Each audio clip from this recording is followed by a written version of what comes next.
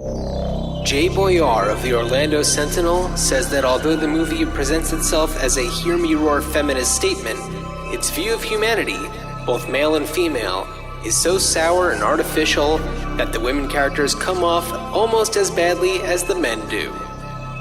Kenneth Turan of the Los Angeles Times says that it's hard to get too upset at a film that offers these actresses the chance to be entertaining. And Letterboxd user Karis Rianne says, I can't wait for my divorce. On this episode of Ruined Childhoods, we decide the fate of the First Wives Club.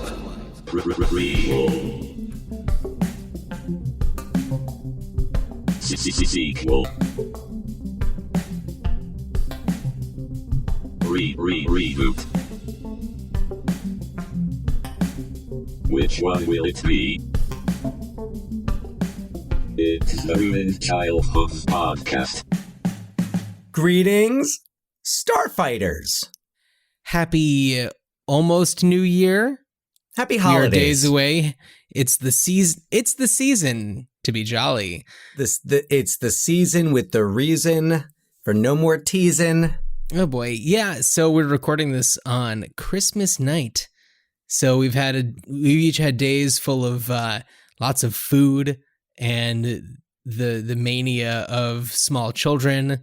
So yeah, we're here. We're doing this. Yeah. I'll say it's been, relatively calm around here.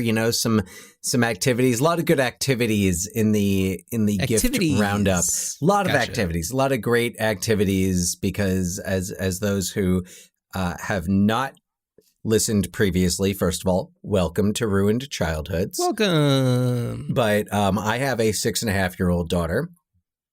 John has a 3.5-year-old. Yeah. And my 6.5 can certainly be a handful at times, but she gets really into activity. She's really into modeling clay, like that air drying modeling clay. Right. She loves making stuff with that. She got a crystal growing kit. Really? That she likes doing these little different like experiments and things like that. And she's got some books of like experiments to do with household stuff. So I don't know. It's really cool. If you're listening to Ruined Childhoods, you're not here to listen to, parenting. This isn't even parenting advice. It's just like stuff. It's just like, this is stuff. It's just life, It's no, life, you've man. come. It's life, but you're not here to hear us talk about life. You're here to hear us talk about art imitating life that does occasionally imitate art. I thought you were going to say we're not here to talk about lives. We're here to talk about wives. We're talking the about wives of the First Wives Club. Yes, so we are. But yeah, so we're talking about the First Wives Club today, and just in general, to those of you, maybe you spoke to a family member, you spoke to someone who said, hey, maybe you'll like this podcast while you've got some time over break. So just to fill you in on what we do, we talk about movies. I was about to say, like, we talk about classic properties, but they're not all considered classics. They're classics to us, most of them. Sure, yeah. It's like every movie is somebody's favorite movie. Well, maybe not every movie, but most movies out there, there is someone who really loves them. Anyone who's like participates in movie Twitter recognizes that when you're like, oh man, I thought I was the only one who liked this piece of crap. And then, some celebrity posts a random quote from it or something. That happened today. Also, it's like, you never know. Somebody could have a very special memory that's tied to like Sharknado 4. Right. And so it's special to them. It's special. So, but the point is, we're talking about those movies, and we're talking about them in the context of what is going to be done with them. Now, of course, when we started this almost 2 years ago, the question of, well, what would Hollywood do with this property was much more open. And I mean, it's still open, but we weren't there with the caveat of, in the post-COVID times, or when we can return to, this. We're still, I have this feeling. I know there's a lot of controversy over things like HBO Max deciding to stream their entire 2021 slate. Warner Brothers. Yeah. So there's the controversy around that. But I feel I'm very optimistic that the movie business will rebound in a big way. And that's just because I know that there are so many creative people who have been at home. And I know, like, yes, not everybody is going to have a spurt of creativity while they're quarantined. In fact, it's almost quite, I would say with some people, at least, it's quite the opposite.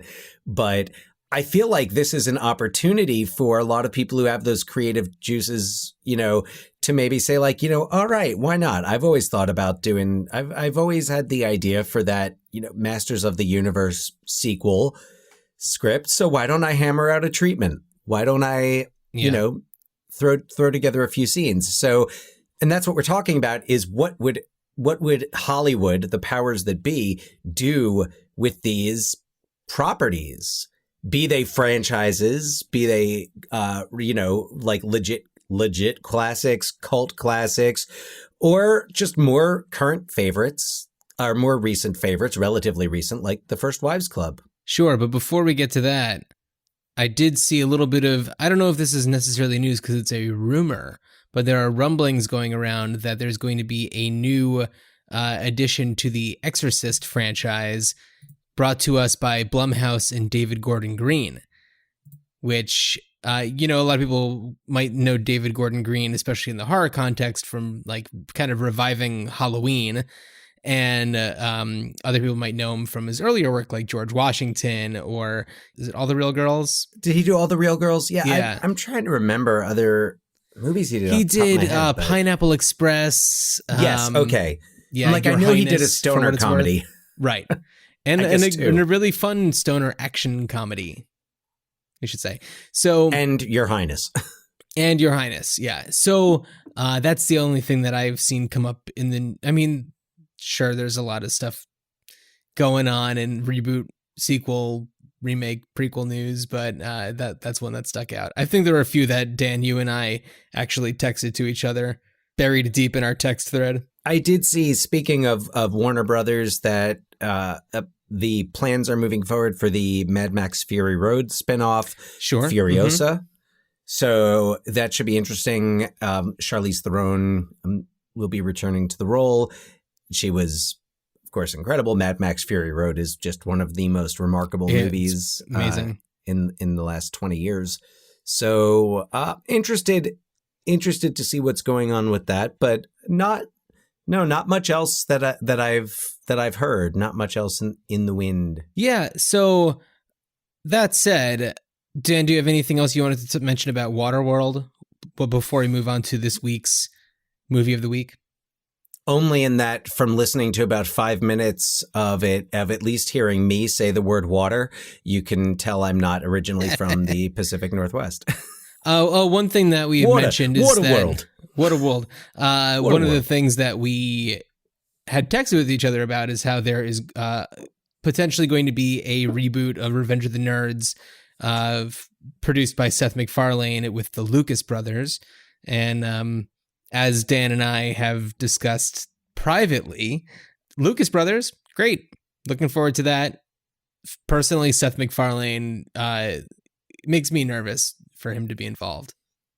And while I agree with that, I feel like in a situation where he is not the decision maker, like the where it's not like unilaterally Seth MacFarlane's project, but where it's kind of another project that he is contributing to, I think there's more possibility or more potential. And I think that the premise is really interesting, that it's this evolution of nerd culture. And I was thinking about this in the article you sent me, how nerd culture, or what was considered nerd culture when the first Revenge of the Nerds came out, certainly has become mainstream.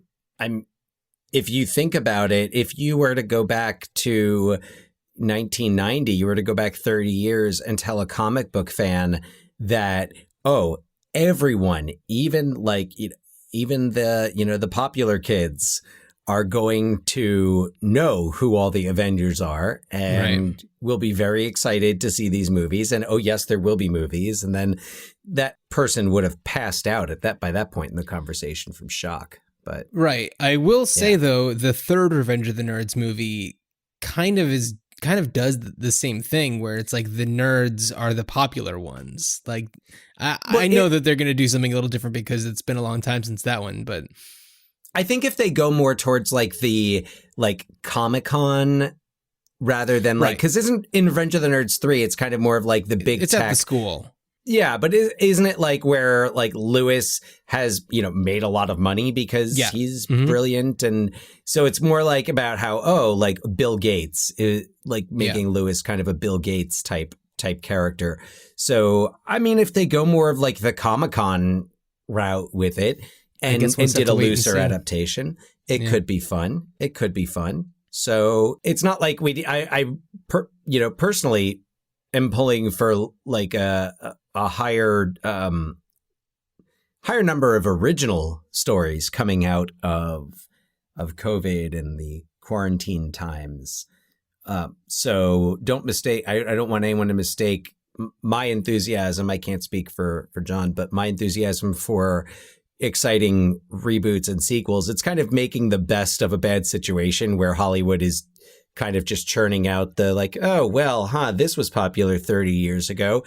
Let's see. These actors aren't doing anything. Let's get them back for a sequel. Those can be done really well. We've seen them done really well. And we'll just have to wait and see how this one turns out. Yeah. Shall we move on to the First Wives Club?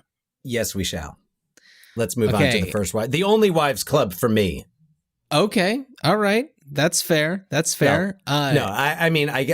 saying that now, but Yeah. Dan, do you have a, any personal connection or memories of the First Wives Club at all?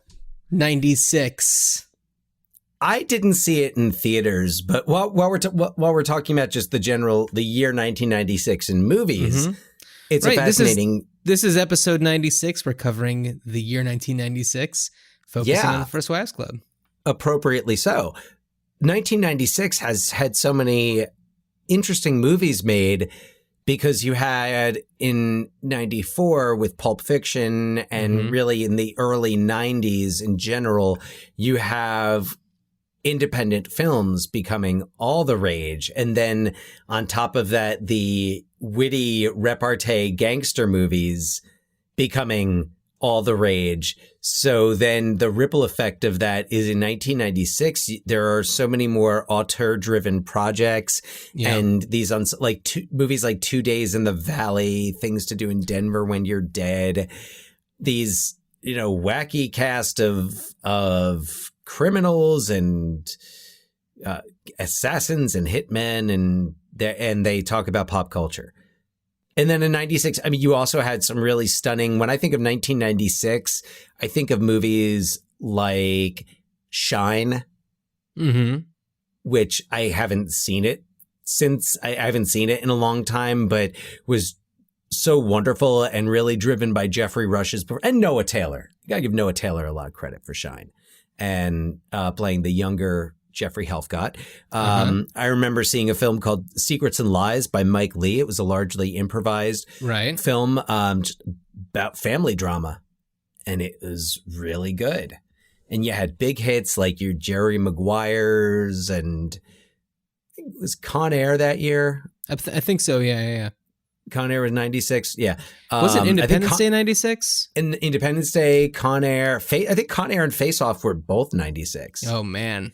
Well, because I think like Nicolas Cage won his Oscar and he was just like, screw it, I want to fight and blow shit up. and I mean, now all these years later, he's an icon. We all know what he's done.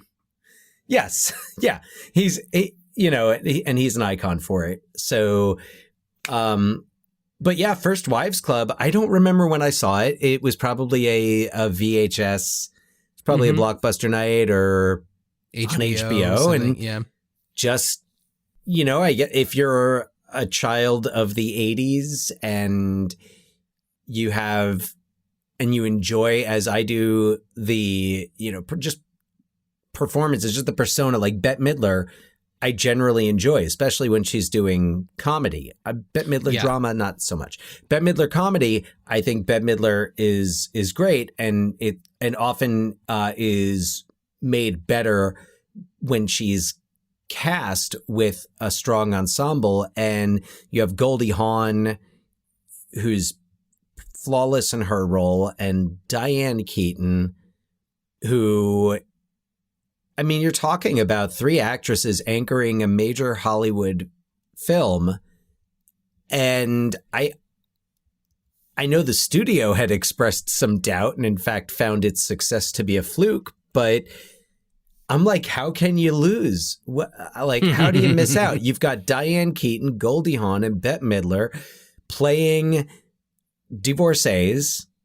Right. And especially, in the mid 90s, it was kind of like I don't want to say that the stigma of divorce was gone, but it was so much more common, especially for women like the characters that they are playing. Yeah. And I do have to say, First Wives Club is maybe one of the first, if not the first, movie, especially like of this time, to talk about divorce in a kind of a different way, other than the kind of like, it's, focusing on the really sad parts about it. Like Mrs. Doubtfire is a movie about divorce, and it's, the whole point is the struggle to reconnect to this family by any means necessary.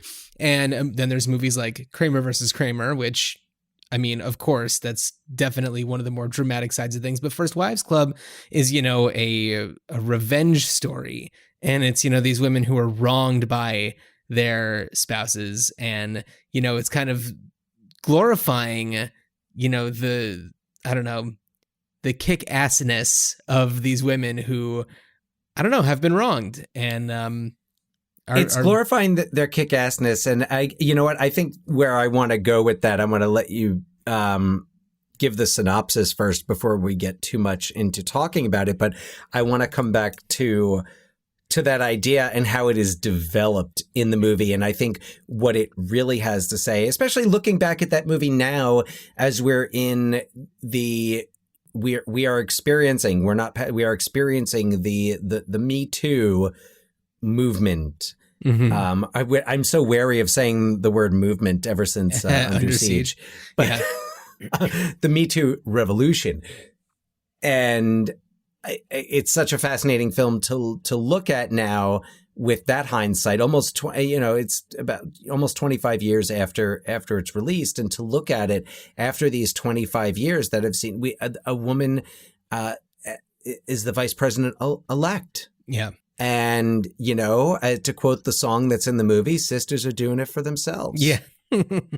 Yeah, absolutely. We're also in the era of the Spice Girls, girl power. There's definitely a big focus on that in pop culture at this time. We could really dig deep into that, but I may as well just move on to the synopsis and we can take it from there. All right, you ready? Yeah, I am. After the suicide of a wealthy Manhattan socialite, her 3 best friends from college reunite and discover that they all have marriages that have either fallen apart or are about to fall apart. And after making the connection that their dead friend killed herself the day after her husband married a younger woman, they realize that it's up to them to fight for their dignity in their own failed marriages. Brenda is the mouthy single mother to a nice bar mitzvah boy who were both left by Brenda's ex-husband, Morty, who is now engaged to a PYT named Shelley. Elise is an acclaimed actress who helped get her ex-husband Bill into the movie-producing business. But now that Elise has aged out of the types of roles that made her famous, Bill has left her for a young actress named Phoebe Lavelle, leaving Elise all alone in her grief and alcoholism. And when we first meet Annie, she and her husband Aaron are separated but making progress in counseling, both together and individually with the same therapist. But when Annie discovers that Aaron has been sleeping with their therapist, he explains that he wants a divorce. And this comes as no surprise to their daughter Chris, who thinks that Aaron is a major POS. And with the help of Chris, Brenda, Elise, and Annie form a group with the sole mission of making their exes suffer emotionally and, most importantly, financially. For Morty, they discover that Brenda's Sicilian uncle Carmine helped Morty start his electronics store business with fake books and stolen merchandise. For Bill, they auction off almost all of his most valuable items, primarily to Shelley, who has been duped by the two of their accomplices. And after Chris goes undercover at Aaron's ad agency, she discovers that they're in trouble financially, so the First Wives use the money from the auction to help Annie buy out the bulk of the shares of the agency. Ultimately, they use their money to fund the Cynthia Swan Griffin Crisis Center, a nonprofit women's abuse organization named for their dear college friend. So Annie is played by Diane Keaton, Brenda is played by Bette Midler, which you probably could have guessed when I said mouthy, and Elise is played by Goldie Hawn. Also in the film is Maggie Smith, who plays Ganilla Garson Goldberg, who's another socialite that they know, who they use to dupe Shelley, who's played by Sarah Jessica Parker. Dan Hedaya plays Morty. Stephen Collins, who is a disgusting person, plays Aaron. Marcia Gay Harden is the therapist. Victor Garber is Bill, the movie producer. Elizabeth Berkley is Phoebe. Oh my God. Bronson Pinchot is Duarto Felice, who is Brenda's boss, an interior, I think the worst interior designer in the city. One of the 10 worst interior decorators in New York City, as he is called. Stockard Channing plays Cynthia. Timothy Oliphant plays Brett Artunian, who is a young up-and-coming film director. And I want to let everyone know that they can go to tpublic.com and find our new Timothy Oliphant t-shirt on there, / other merchandise. Special guest appearances by Gloria Steinem, Ed Koch, Ivana Trump, Kathy Lee Gifford, Heather Locklear, J.K. Simmons, Rob Reiner. It is an insane cast. Although some of those are like celebrity cameos, others are just early roles. J.K. Simmons is like a cop who has one line. Sure. Or he's not the cop. Rob Reiner is a plastic surgeon who Botoxes Elise. Goldie Hawn. Yeah, so it is this just wild movie. The three of them play off each other so well.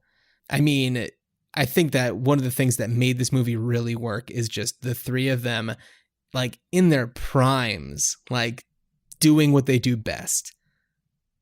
And they play off each other just so well. The scene when they're in Goldie Hawn's apartment and they're throwing the Golden Globe across the... Oh my God, it's amazing. You think just because I'm a movie star I don't have feelings? Well, you're wrong. I do have feelings. I'm an actress.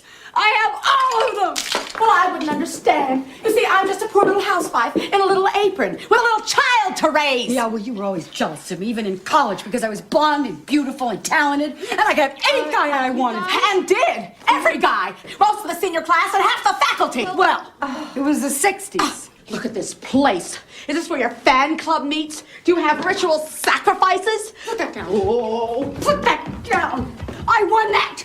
I remember your first talkie. Yeah, what did you ever win? A pie eating contest? Best suggestion? Oh, no. Brenda, this is a Golden Globe. It's sacred. It's trademarked. Are you crazy? Stop it, both of you. Just stop this right this minute. Annie, What? you choose. Who's your friend, me or Brenda? What? Yeah, for once in your life, make a decision. Who's your buddy? Some Beverly Hills science project? Or a woman with her own aisle at the supermarket? Well, I'm sorry, but I'm not getting involved with this. You both have severe psychological problems, and I'm the nice one here. I'm not like this. What? Yes, nice one? Well, God! You mean the rag mop, don't you? I mean the one who can't manage a simple declarative sentence? The wimp, the wuss. Well, I changed, and I'm much stronger than I used to be. Oh, you are self-righteous, you pipsqueak. Oh, shut up, you arthritic sex kid. Oh, shut up, Morty's girl. All you care about is Morty. Stop it! You're both selfish assholes!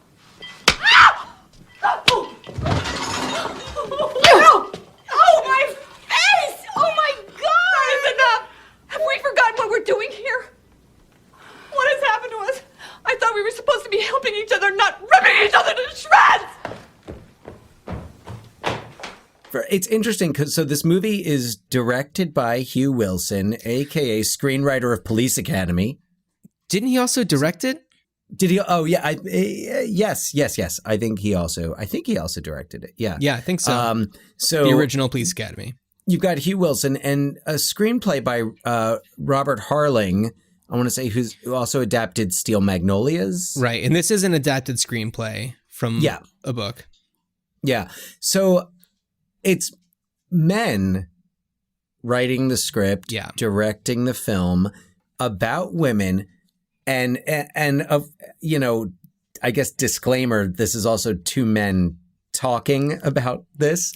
So yes, absolutely. Take everything we can only speak from our perspectives, but we do our best to try to put ourselves into the minds of the characters best we can. And I would say that our perspectives are like, at least somewhat well informed and like we're educated.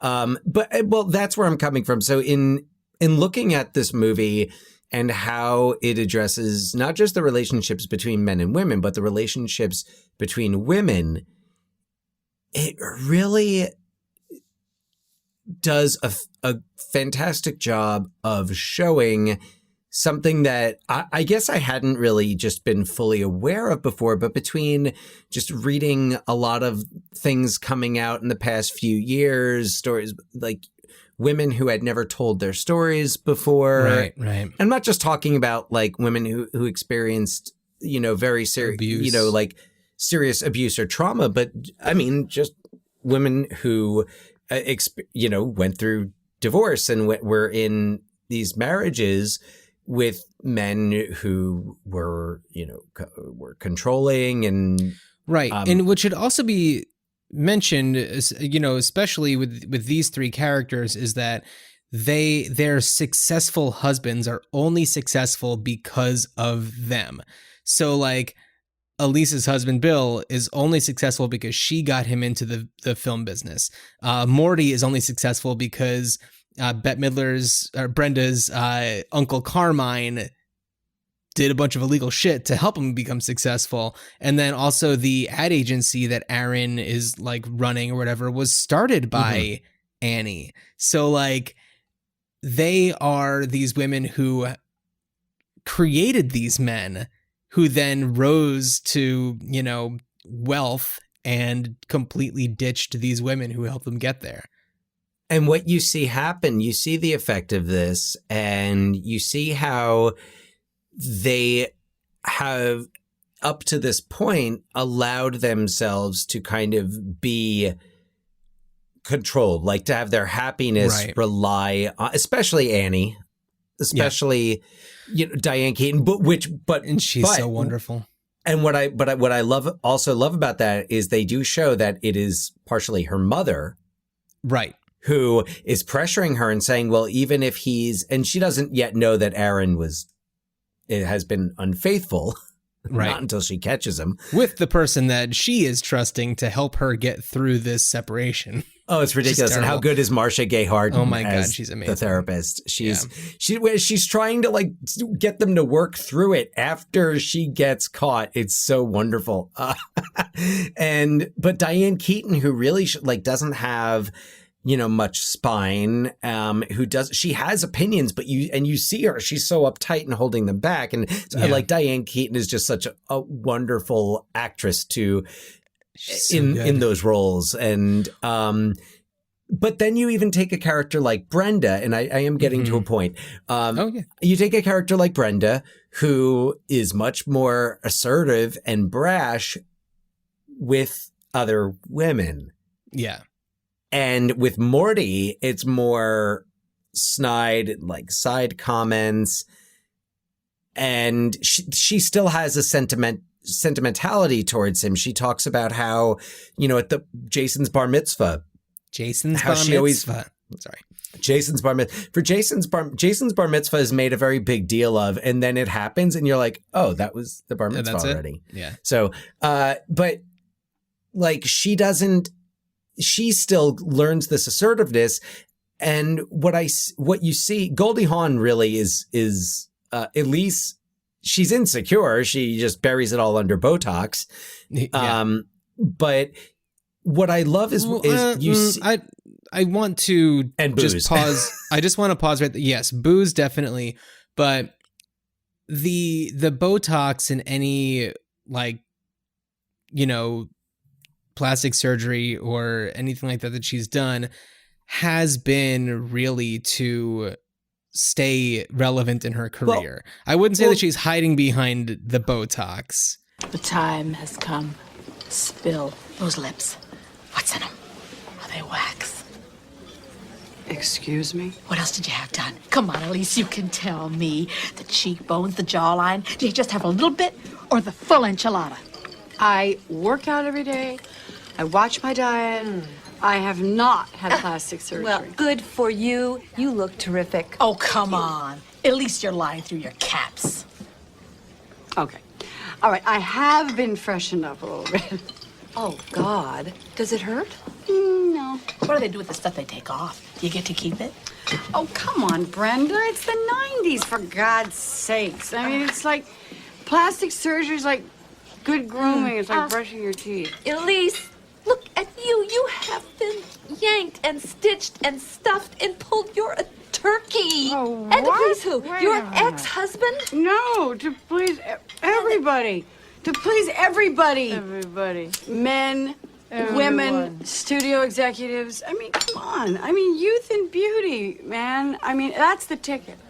When women get to be a certain age. Bye-bye, love. Hello, Pop-Tarts. That's right, baby. It's a Holocaust. I'm going to argue that it's not about staying relevant in her career. I'm going to argue that it's to stay young, because it's not like she's not getting offers. They want her to play, was it the mother? Right. But also, right. But that's the thing, is it's her career. It's less, I think, about her ex-husband and more about the career, because she does say that, like, you know, she doesn't want to do this stuff, but she just has to. Like, she feels like she has to. No, she says that. Yeah, but she feels like she has to because her husband dumped her for like Elizabeth Berkley, who we 1996 found out at the end is 16 years old.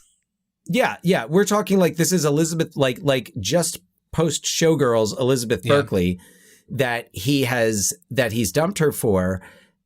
What I love is how you see that the influence of these men on these women turns them against each other. Mm-hmm. But and scenes like that with the Golden Globe, and they get angry and they fight and they take out these insecurities on each other.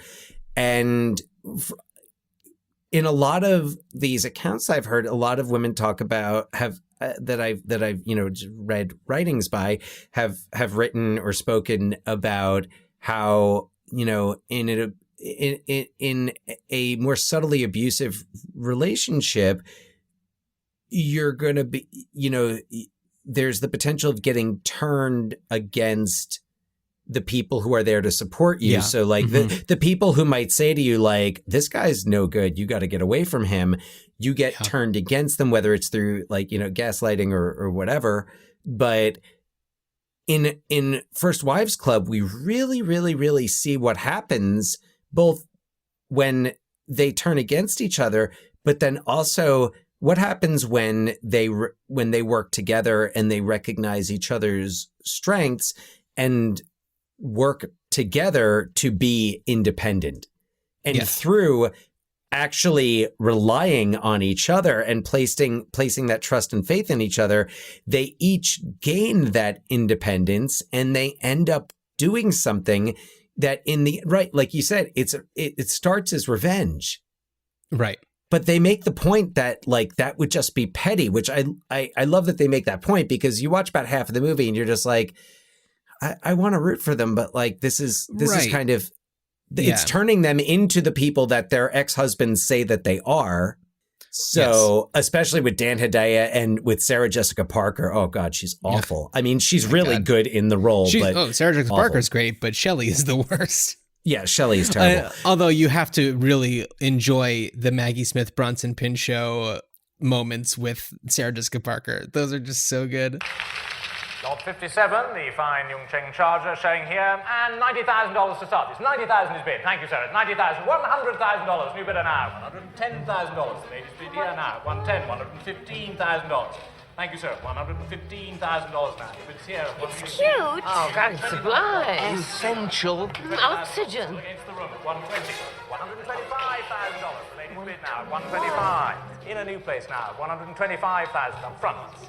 $130,000. New bidder up front. That Elise Elliott, she must be very rich. Show business. Teach her a lesson. Come on. Here now at 130. Our warning then.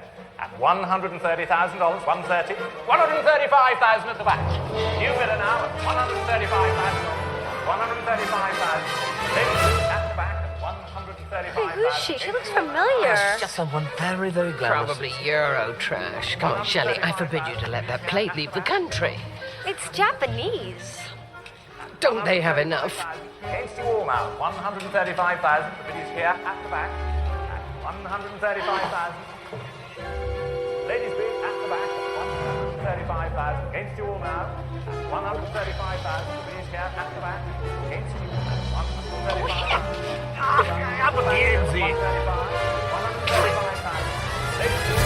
$135,000. Jackie O had one just like it. $140,000 up front now. $140,000. Here again and against you back. $140,000. Selling at $140,000. Queen Madam, puddle 5, 6, 8. And here's a question. So Paramount produced Beverly Hills Cop and First Wives Club. Why couldn't we just have Serge? Why could it not just be Serge? A crossover? Why not? Like, well, I mean, he's Beverly Hills based. Come on. Well, yeah, but it's 2 years post Beverly Hills Cop 3. He doesn't have to be selling weapons anymore. Maybe he got out of the weapons business and maybe he changed his name to Duarto so that he could have a new life. The secret, subplot that we have going on. There's the spinoff that I was looking for. So, you're totally right. You know, it definitely starts off as this revenge thing where it seems to be all about money, and they do the right thing and they shift it and they really make it so that they, first of all, level the playing field between kind of where they are, emotionally and with their self-esteem and confidence. And then also they do the right thing with their money that they have and the opportunities that they have to create this crisis center. And it's great. And that's something that also the need for that and just the need for people to know that there is support out there. Yeah. That is something that is as relevant today as it was. That's something that's always going to be relevant. That's one of the factors that makes this movie a movie that you can come back to and look at 25 years later without saying that, maybe in 1996. Yeah, and also it's one of the movies from that era where there is a Trump reference that is about how shitty he is. Yes. Because, yes. At that time, there was a lot of, any reference was just about him being a rich person that everybody knew about. But in this case, it was Ivana talking about, one line. I think she's the one that even says just like, Ivana, I want to thank you for coming so much. You're an angel. Well, of course, Elise. Thank you so much again. Ladies, we have to be strong and independent. And remember, What? don't get mad. get everything. Bye-bye. Bye now. Get everything. Don't get mad. Get everything. Yeah. So, which granted, she's abetted them and she also birthed those three beasts. Yeah. So it should also, we can't really talk too much longer without mentioning that, of course, these are three very wealthy women. The least wealthy of them is Brenda, who still has a really great place in New York. That's not that bad. In comparison to Morty's place, she has a shocking. Brenda has more of a normal person's home. Modest she also has a home in New York. Yeah. And it's not like she has a super fancy job. She works for the 10th worst interior decorator in New York. So, but no, you're absolutely right. And that's really a great point to make in looking back at this is that, it is 3 wealthy white women. Yeah, absolutely.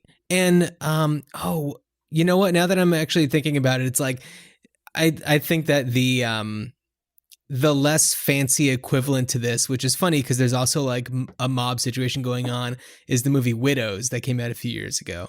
That's, there are some parallels there. I'm not going to say that it's a direct copy or anything. There are just parallels. That's all I'm saying. It's an interesting companion piece. It just kind of came up in my mind a second ago, just because it's like, if you were to make it a little bit more true to life of like how people live in New York, you're going to have something more like that than you would First Wives Club, where they live in extreme affluence. I mean, when you see Stockard Channing at the beginning, she has like her, housekeeper that, I don't know, is one of the few people of color in the entire movie. And then you have, just her very, very decadent place. And I don't know, it's just like very unrelatable. It's a lot of wealth. It's a lot of, Fifth Avenue, Park Avenue addresses. Yeah. And I think that's also like goes with mid 90s. There's definitely a fascination with the wealthy that's, pretty big in movies and TV shows and stuff. Yeah. I mean, I guess with playing with that high amount of money, and if you think about the hijinks that go on and all of the, a lot of the stuff that happens, it just seems to be more made possible, I guess, by the affluence. Right. And the connections that they have and the circles that they run in and stuff like that. But yeah, it is. Has Maggie Smith ever played poor? I'm sure. I don't count Professor McGonagall because I don't know. Professor McGonagall, very. Well, she's one of the most famous lifestyle. witches. She's one of the most famous witches, though, in all of the magic world. Sure. So yeah, Hogwarts ain't cheap. No. It's Neither is school. the Best Exotic Marigold Hotel. Wait, was she in that? I think so. Do I have the right British actress? Yeah, I'm sure if we looked back, I'm sure there's something where she's not. I mean, this is definitely extreme high society. Oh, hold on. Sister Act. There you go. Oh, of course. A Life of Poverty. A Life of Poverty, of course. There we go. That balances it out. Absolutely. And Maggie Smith is wonderful in this. And it's funny because she's, what was her name in this? I have it right Gunilla Garson. Gunilla Garson Goldberg. And so where I live in Portland, there's and I'm not saying that this woman she passed away a few months ago.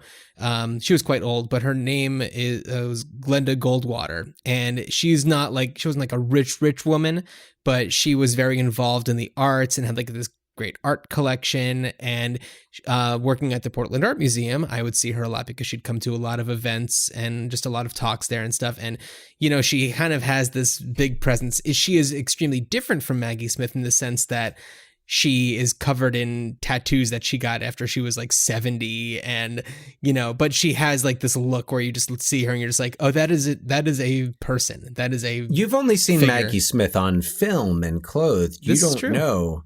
Yeah, Maggie Smith, by the way, is one of those actresses that I feel like she's one of the few actors who I can watch do pretty much the same, all due respect to Maggie Smith, she is a tremendous actress, but who I can watch kind of do the same thing over and over again and never get tired or bored of it, and I'm always entertained. I kind of feel that way with Diane Keaton. She has that like neurotic energy, and in this movie especially, like I watched Baby Boom recently. That was not in preparation for this. It was, I watched it before we decided on this one. But seeing this high society person, and Diane Keaton just plays that so well, especially with everything that happens in Baby Boom, her going into the country and everything is just kind of adds to the hilarity of it. But in First Wives Club, she's so great, but just in the way that she just like can't stop babbling because she just, I don't know, she's just got this like nervous energy. And when they're in the boozy lunch together after the funeral, and she's like, "Oh, Ren, Oh, Elise, I just am so sorry about both of your marriages. I wish that I could have helped or that I could have been there in some way. Well, what about you? Me? About your marriage, Yeah. Oh, everything's just fine, really. I mean, Aaron is so terrific, and, well, now let's think. We've been married for 25 years. Yep, and Chris is just perfect. I mean, lesbians are great nowadays, and well, the marriage is just it's going to be really fine. Aaron and I are just we're temporarily sort of kind of just a little bit we're separated. Separated. Separated? Separated. Well, we.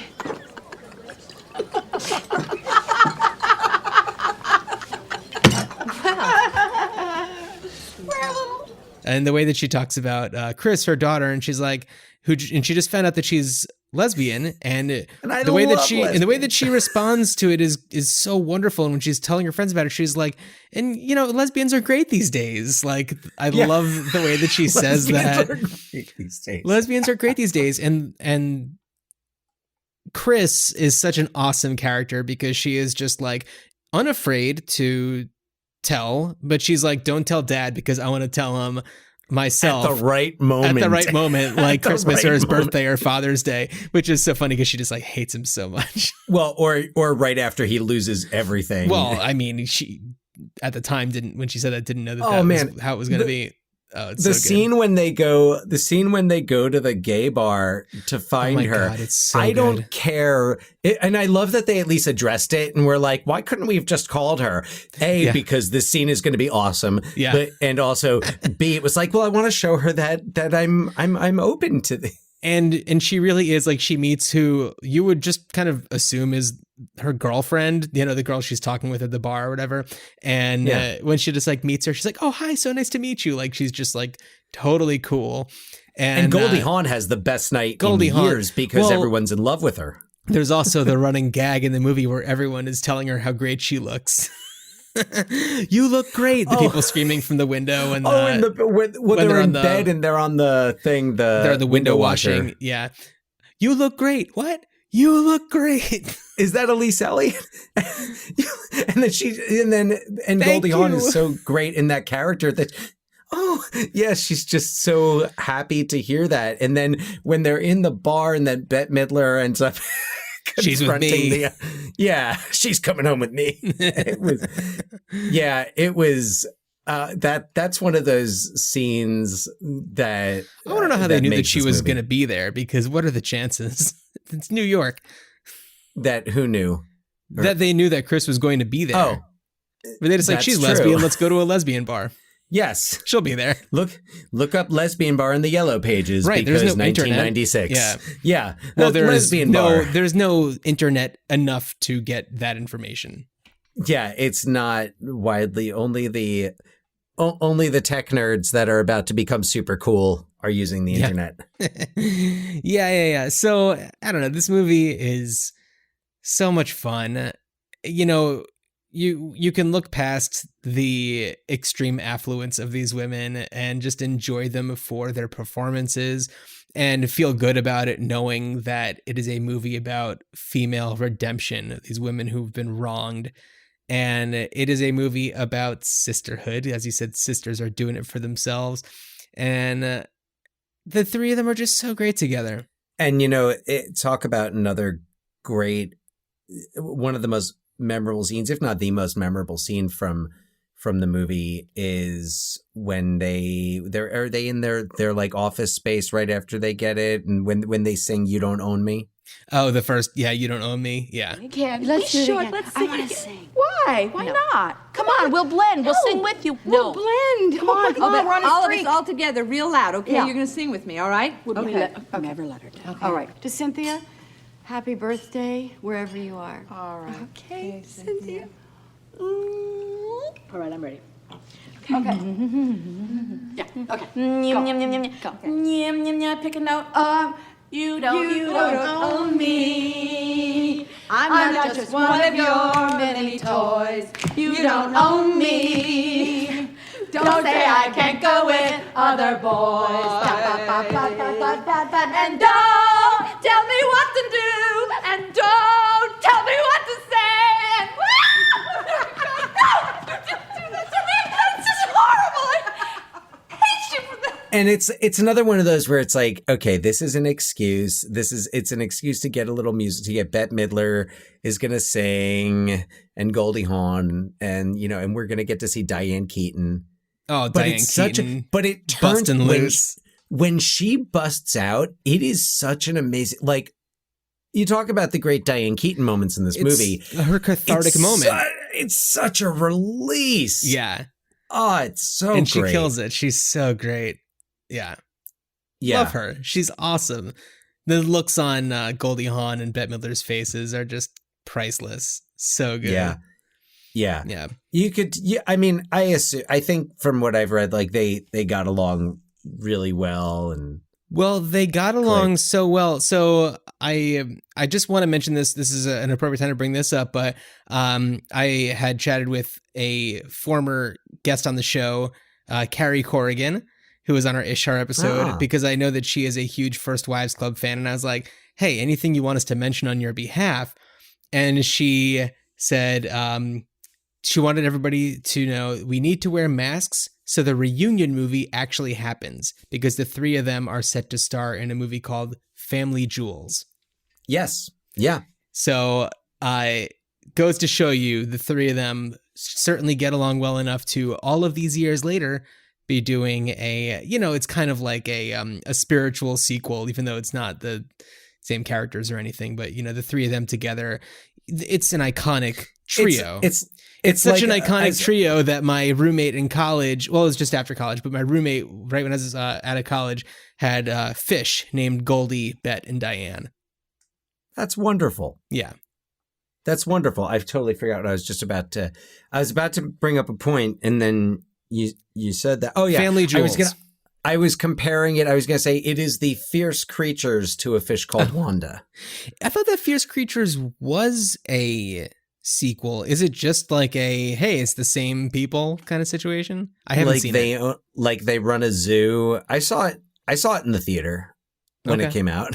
I don't remember much about it. I always thought that it actually was just a Fish Called Wanda sequel, but no. No, it's just a reunion of, I think, most of the main cast. Kevin Kline, Jamie Lee Curtis, John Cleese. And Michael Palin. Yeah. But no, different characters, not a sequel to A Fish Called Wanda. And all these years later, which is, I think, so appropriate. It's like enough time has gone by where it becomes a special thing. Whereas I'm sure with Fierce Creatures, it was so soon after. It was within a decade, right? It was within a decade, yeah. So there's not enough time. And I mean, Fish Called Wanda certainly has its place in film history, but First Wives Club has its own kind of personality to it that not a lot of movies really share. No. And there was apparently a proposed sequel, but from what I read, the studio nixed it because they thought that the movie's success was a fluke. Oh, yeah. They didn't expect the movie to do well because it was opening up against, I think, Last Man Standing with Bruce Willis and some other action movie that it was coming out against, and it won the box office that weekend. And I think Paramount wrote it off as a fluke. Well, which I just goes don't to show you. I don't get Look at that. what we're talking about now. Yeah. So I really don't get that. There has been a musical that has been in San Diego and Chicago, and I watched a little bit of it. Oh, did you? I meant to look some of it up, but I watched a little bit of it on well, because of course I was thinking a musical would be almost an obvious choice, which clearly it was. Right. There's a musical. And have you seen the television series? Oh, I've only seen all of the first and only season. Right. You've only seen it? I've only seen all of it, Dan. How many as recently as there? today, there are 9 episodes. And I believe that there is supposed to be a second season in the works. And Dan, would you like to hear a little synopsis for that? I would. Ari, a former lawyer, is the wife of David Montgomery, a senatorial candidate who prioritizes his career over his family. Bree is an orthopedic surgeon who is separated from her husband Gary, who had cheated on her, with the mother of one of their kids' classmates. And Hazel is an ultra-famous singer who has a very public falling out with her cheating husband/label head Derek. Once she is kicked out of her penthouse apartment, Hazel ends up living with Bree, as the three girls do their best to have each other's backs. They all work together to help with relationship woes, but mostly focus on Hazel's ugly divorce. So Michelle Buteau plays Bree, Jill Scott is Hazel, and Ryan Michelle Bath is Ari. And there's certainly cameos. Vanessa Williams plays Ari's mother.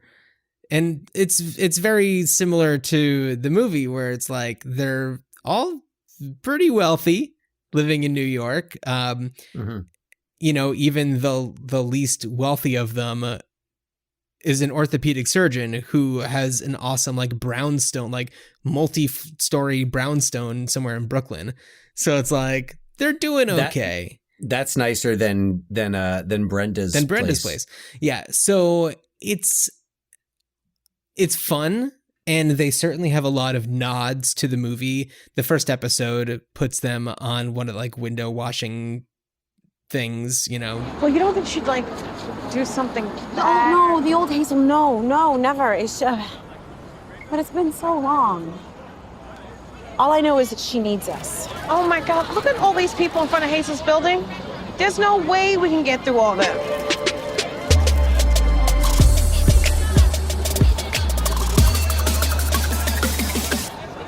I have an idea. Is it a comedy?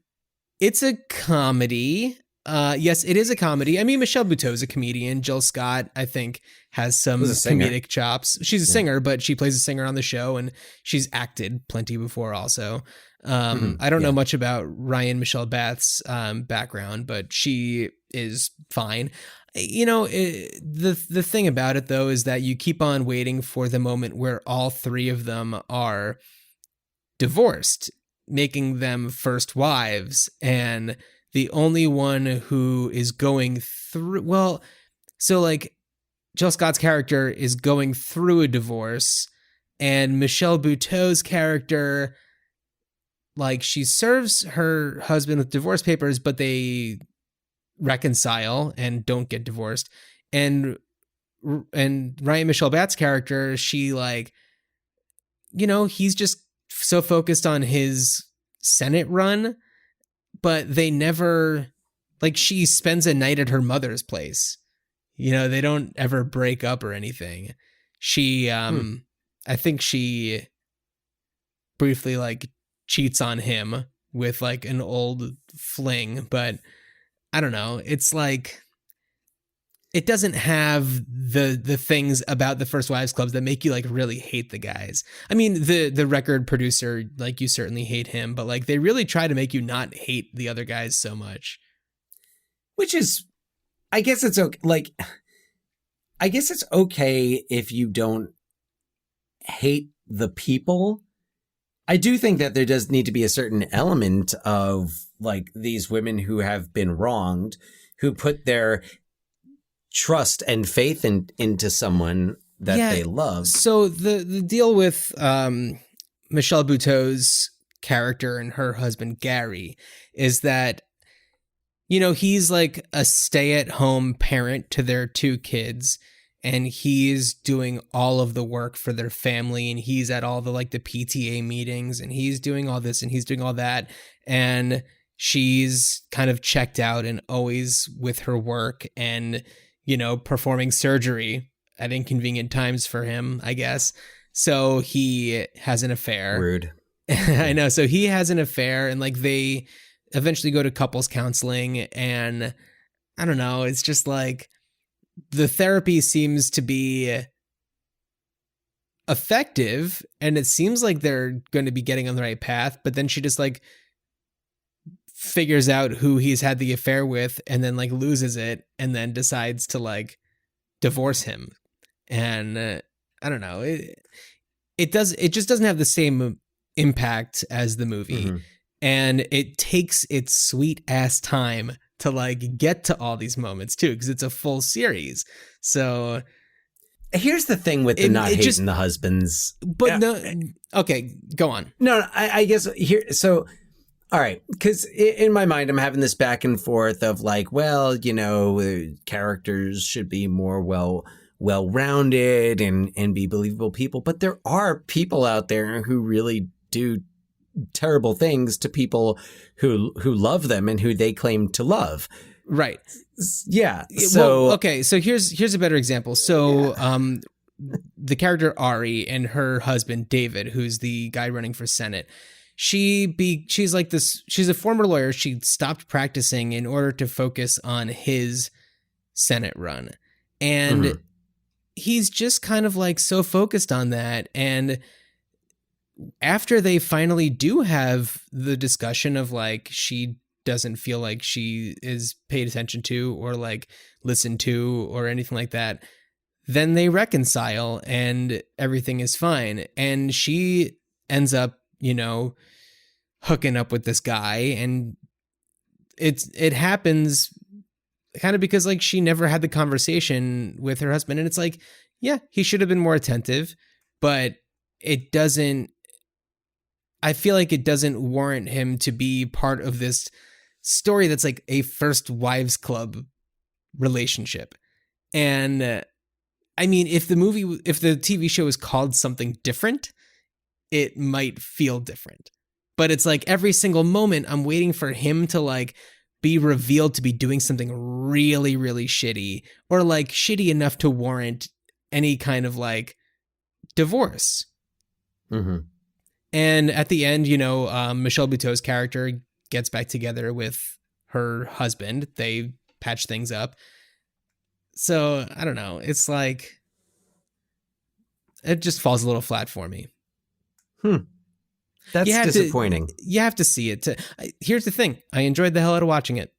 I watched all 9 episodes, and spoiler, it ends with them all wearing white power suits, you know, or like, you know. Do they sing really You Don't Own Me? You know, they don't.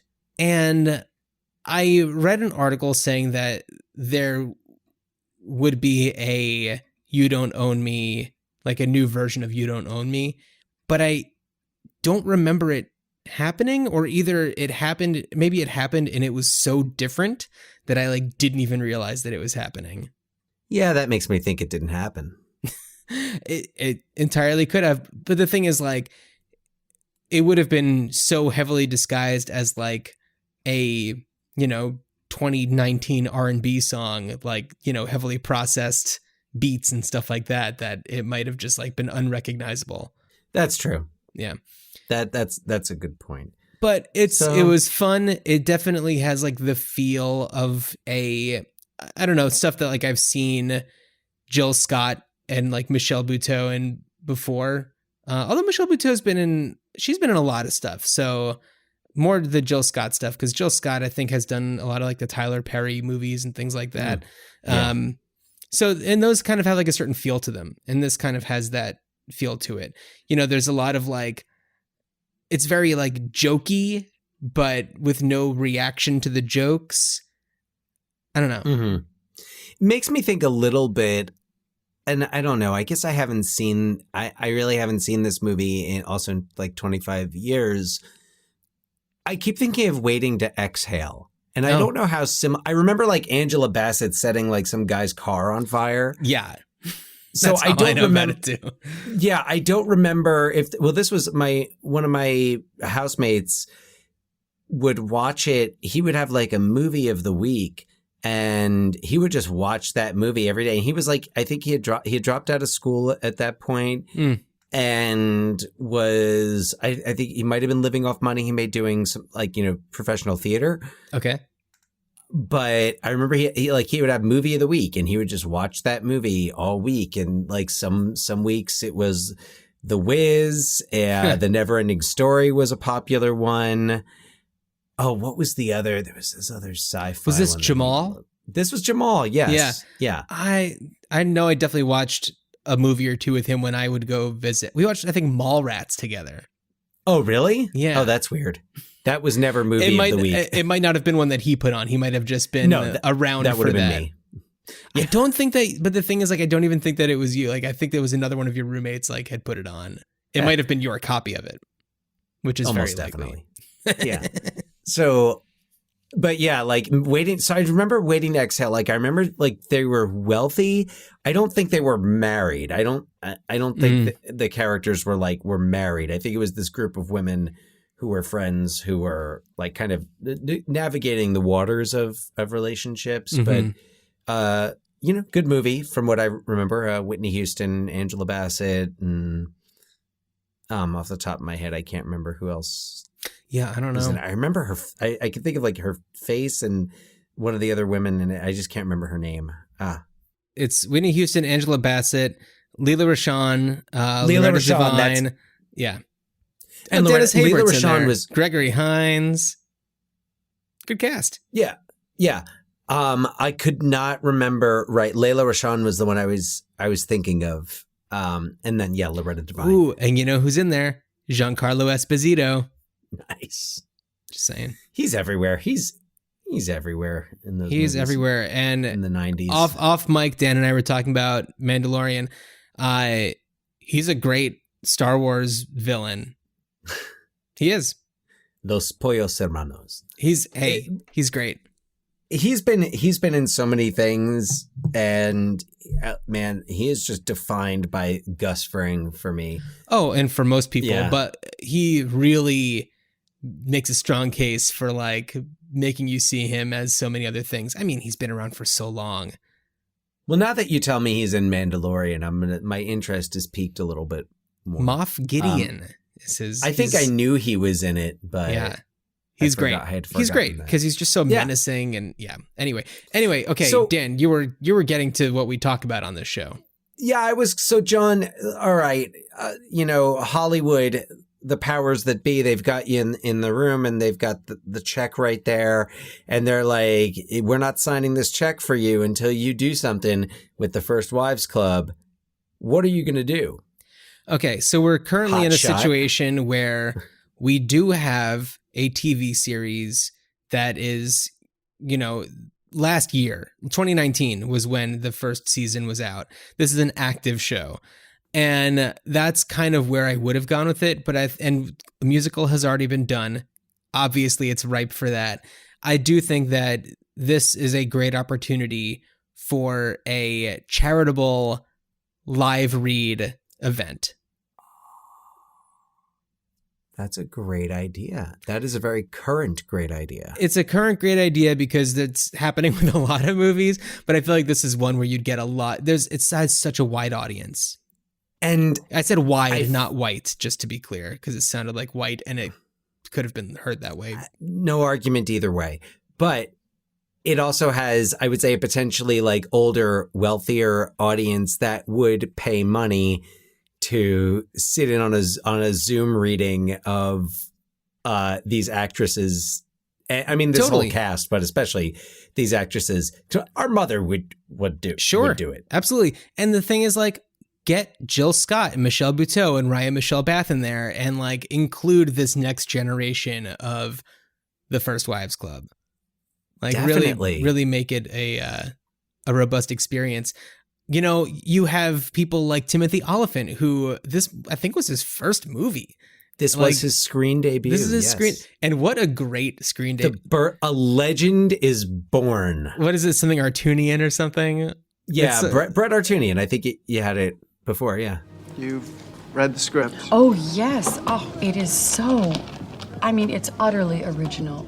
It's so good. You're so gifted, Brett. Hey.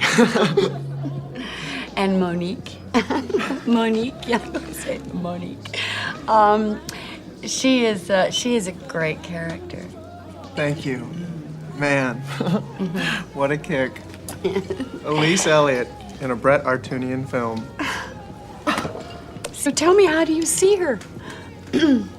Well, I think we go for grotesque. What? Yeah, all the way. I mean, no makeup, overhead lighting. Bring out every wrinkle, every crack. God, with you in the part, Monique's mother's not gonna be just another Jurassic flesh bag in a wheelchair. She's epic. It's like Elise Elliott, the Crypt Keeper. Wow.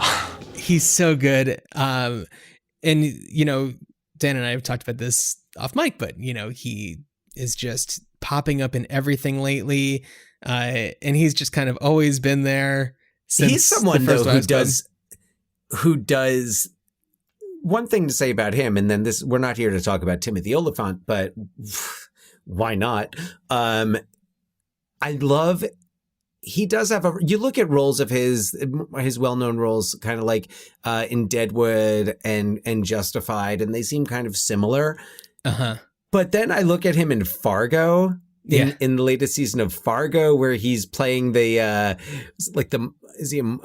Mormon FBI agent? Yeah. Super clean cut. He's great. And Go. I remember him in Go. I think that was the first movie I saw him in, where he plays the drug dealer. Yeah. The ecstasy dealer. Yeah. Timothy Oliphant's awesome. Great. Big fan. Great. I go to tpublic.com, find our merch from that has it. It's the OnlyFans logo, except it has his name on it. I was watching First Wives Club and I was like, Timothy Oliphant. And then I was like, Timothy OnlyFans. And then I was like, okay, I have to pause this movie for a while and make you that see, it's happen. funny because I thought it went with you seeing the OnlyFans logo and saying OnlyFans, No, actually the logo was something that I wasn't really familiar with, but OnlyFans has been something that's been coming up a lot this year because so many people who have been out of work have been supplementing their income, or creating an income completely with OnlyFans. So it's been just like at the, it's just out there. It's out there. It's in the zeitgeist. It's in the zeitgeist for sure. And when I saw the logo for it, I was like, oh, that is such like a specific logo. It would be really fun to do a Timothy Oliphant version of that. And I think that's From how he's John's head onto your body. That's how all these things work. But yeah, check that out. And, So Dan, what would you do? Well, first of all, I would take that musical, move it off Broadway, and have it be drag. I would get the three best drag queens in New York right there, and hey, why not Broadway with that? In fact, I would only want that to go to Broadway with with drag queens as the First Wives Club. But really, what I would like to see would be a remake, a more contemporary remake that it would be more of the First Partners Club, because gay marriage is now, it's just called marriage. Yeah, it's marriage. Exactly. So why would you not? I think that one thing we don't think about is like, well, yes, there's also divorce, straight people get married and divorce, gay people get married and get divorced. So why would you not have an ex-husband? Yeah. Who is wronged by his husband, like, and I Billy know Eichner. Billy Eichner would be great. I know that you said remake, but would there be any kind of connections to the original? Like, would it exist in the same universe where like they were aware of the, like, these women who had done all this? Like, would that be part of it? Only if, I would say only if you had it in the, like, oh, this support group isn't around anymore. Oh, there used to be this center, and it's no longer that. It's a Shake Shack now. And what are we? And so I guess in that context, why not? Why not? Instead of a remake, make it a reboot, and you could loosely have reference back to the Cynthia, I forget the whole name of it, but to put them in the position the where Cynthia Swan Griffith Crisis Center. Yeah, I mean, and there's no reason why you wouldn't open the movie similarly or have this sparked by a suicide. And it doesn't have to be, I think you could do this and these could just be like, they don't have to be wealthy socialites to have it work. You don't need to have, I don't think you need to have one of the characters be a famous actress for this to work. No. I think you can just make this work as, they're college friends who haven't seen each other in a while, and they are brought back together by the death of a friend, and they realize that that's when they realize that they are heading towards being in those same circumstances based on what they've had happen in their lives, and they get together. And I mean, you would have to throw age would be a consideration. And that was actually something really, I don't know if it was just smart or lucky, but Goldie Hawn, Diane Keaton, and Bette Midler all turned, I think, 50 like during the making of this movie. Yeah.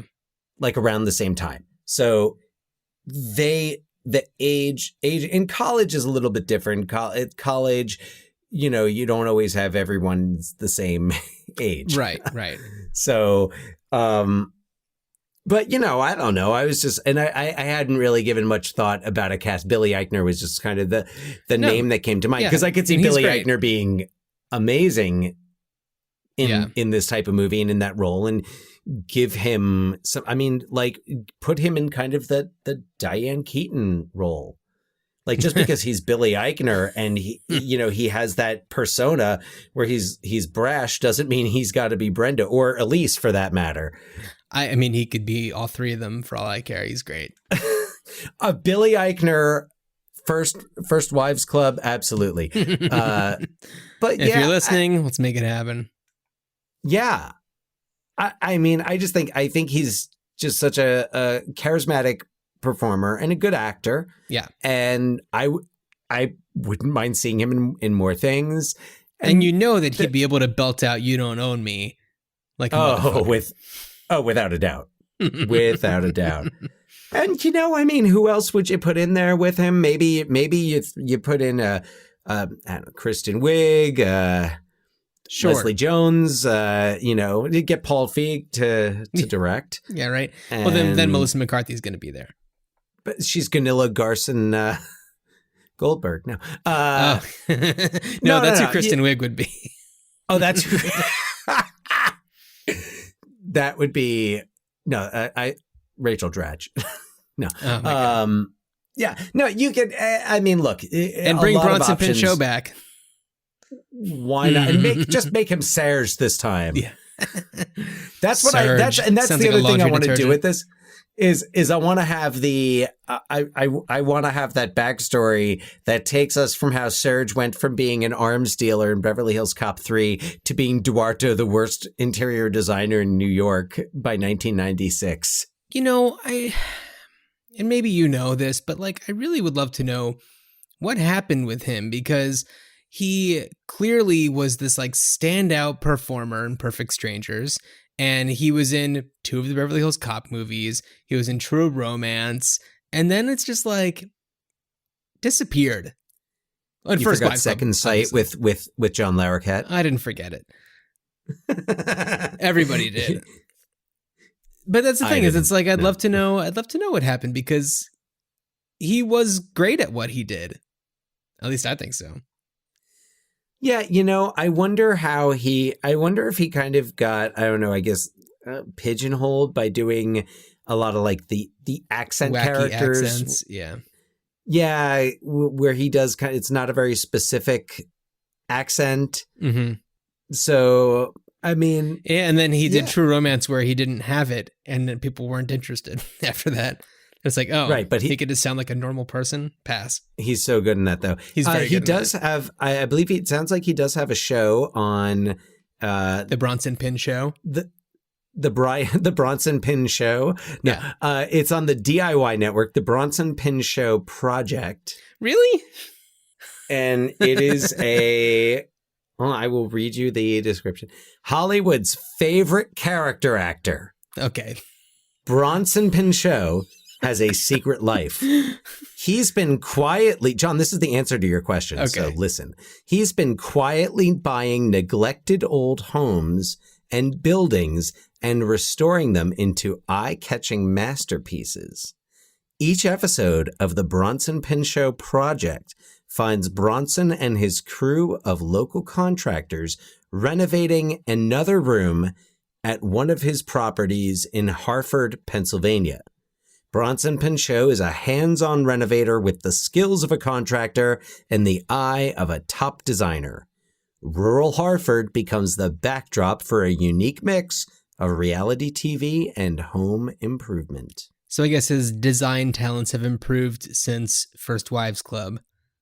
10 worst. He got a show. He got a show on the DIY. No, it's on. It is on as we speak. Well, not only Actually, are no, that's not sisters true. doing it for themselves, but Bronson Pinchot is doing it for himself. Do it yourself. DIY. With a crew.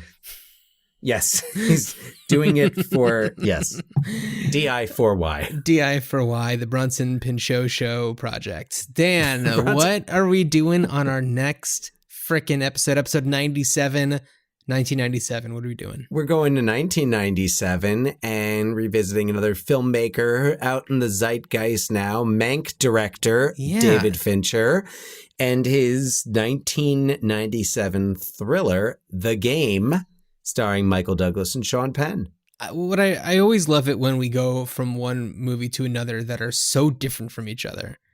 So different. There is no, you don't own me. We went from Waterworld to First Wives Club to The Game. That's so great. But that's what we do. We haven't done a David Fincher yet, have we? No, this is our first time talking about David Fincher, who's one of my favorite filmmakers. Mm-hmm. So I'm excited to talk more about his work and especially his work on The Game. Yeah, well, we'll get into that on the next one. Sounds good. All right, Dan. Well, while you and two of your gal pals are waltzing down the streets of New York in your white power suits, I wish you a good journey. You don't tell me what to do, John. You don't own me. Good journey.